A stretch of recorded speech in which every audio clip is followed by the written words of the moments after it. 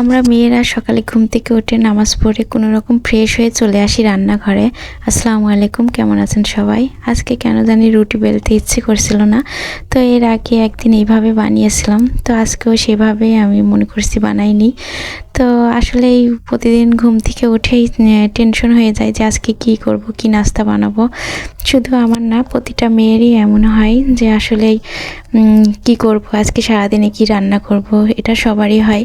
তো সকালে নাস্তার পরে বিছানার চাদর তুলে নিয়েছিলাম, সেটাই এখানে ভিজাই দিচ্ছি। তো এগুলো ভিজাই দিয়ে সংসারের সমস্ত কাজকাম সেরে ঘর বাড়িগুলো গুছাইয়ে এগুলো কাচাকুচি করে আমি চলে আসলাম দুপুরের রান্নায়।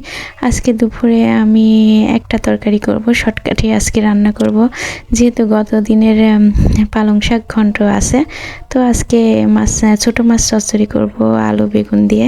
এই জন্যই আলু বেগুন ছোট করে কেটে নিয়েছি, সেই সঙ্গে পেঁয়াজ রসুন কাঁচামরিচ দিয়ে আর ধনিয়া গুঁড়া, হলুদের গুঁড়া, কিছুটা মরিচের গুঁড়া আর জিরে বাটা, পরিমাণ মতো লবণ, তেল দিয়ে আমি ভালোভাবে এটা মাখাই নিচ্ছি। এটা হাতে মেখে চচ্চড়ি করব। ছোটো মাছের তরকারি চচ্চড়ি করে খেতে আসলেই ভালো লাগে, আর আমি ছোটো মাছের তরকারি খেতে অনেক পছন্দ করি। বড় মাছ আমার কাছে তেমন একটা ভালো লাগে না, ছোটো মাছ খেতেই ভালো লাগে। তো এখানে আমি কিছুটা পানি দিয়ে দিচ্ছি। এই মাছটার নাম আমি তেমন বলতে না, আমি মাছটার নাম জানি না, তবে মাছটা খেতে অনেকটাই ভালো লেগেছে। তো এখানে আমি কিছুটা পানি দিয়ে পাশের চুলায় চড়াই দেব, আর এখানে আমি পালং শাক ঘন্টটা গরম করে নেব।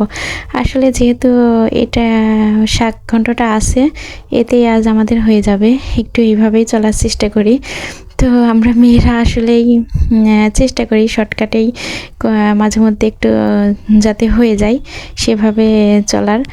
তো এই তো এখানে পাশের চুলাতে তরকারিটা আমার হচ্ছে, তো আমি কিছুটা ধনিয়া পাতা দিয়ে দিলাম। ধনিয়া পাতা তো এখন সব তরকারিতেই দিই আমি, আর আমি না, শুধু আমার মনে হয় সব আপুরাই এমন দেয়। শীতের সময় ধনিয়া পাতাটা খেতে বেশি ভালো লাগে। আর তরকারিটা আমি একদমই শুকনা করে ফেলবো, কোনো পানি রাখবো না। আর ছোটো মাছের চচ্চড়িটা একদম শুকনা করে পোড়া করে করলে বেশ ভালো লাগে খেতে।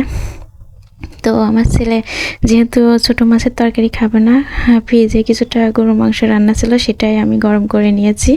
তো আজকে আমাদের দুপুরে এটাই ছিল আয়োজন। এই তো এই দিয়েই আজকে আমরা দুপুরে খাওয়া দাওয়া করছি।